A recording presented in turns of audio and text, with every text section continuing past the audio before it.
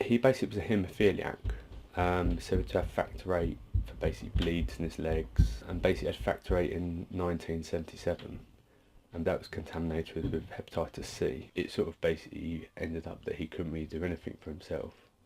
But yeah, we literally just had to watch him die. Tim's father, Peter, was one of thousands of people caught up in the blood contamination scandal, which has been described as the worst ever NHS treatment disaster.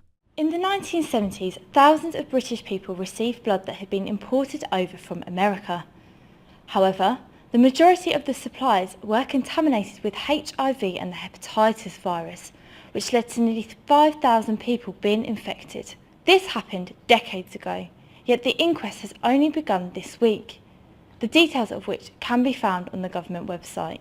Peter Wratten suffered from haemophilia, a serious disorder that prevents blood from clotting, and needed injections to be able to live with the condition.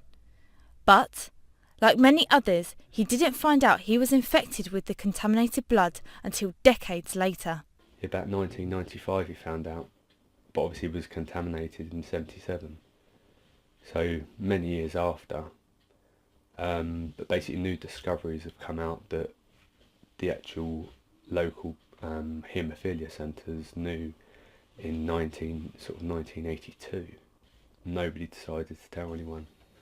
So yeah, he was just left to deal with this situation.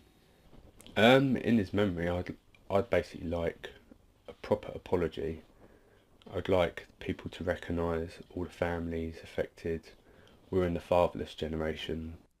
In a statement, a Cabinet Office spokesperson said, "It is extremely important that all those that have suffered so terribly can get the answers they have spent decades waiting for, and lessons can be learnt so that a tragedy of this scale can never happen again. The government is committed to providing the inquiry with all the support it needs to complete its work as quickly as a thorough examination of all the facts allow." Peter passed away in 2011, and although the inquiry will never bring him back, Tim says he's now glad that some action is being taken for relatives and victims to get the answers they've waited so long to get. This is Christina Curtis for KMTV.